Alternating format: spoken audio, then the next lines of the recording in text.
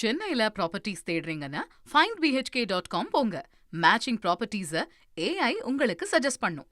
இன்றைய தங்கம் மற்றும் வெள்ளி விலை தொடர்பான முக்கிய செய்தியை பார்த்தோம். இனி செய்திகளை விரைவாக பார்க்கலாம்.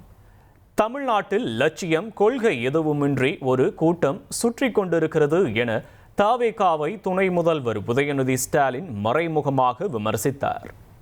எடப்பாடி பழனிசாமி மிகப்பெரிய ஒரு அடிமையாக பாஜகவுடைய அடிமையாக வலம் வந்து கொண்டிருக்கிறார்.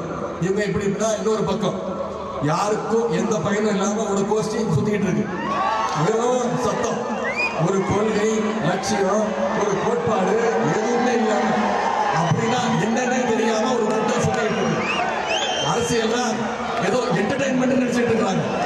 அவங்களுக்கு இளைஞர் தலைவர்கள் நீங்க சொல்லணும், அரசியல்னா மக்கள் பணினா என்டர்டைன்மெண்ட் கிடையாது, அது ஒரு கமிட்மெண்ட். சென்னையில ப்ராப்பர்ட்டிஸ் தேடுறீங்கன்னா findbhk.com போங்க. மேட்சிங் ப்ராப்பர்ட்டிஸை AI உங்களுக்கு சஜஸ்ட் பண்ணும்.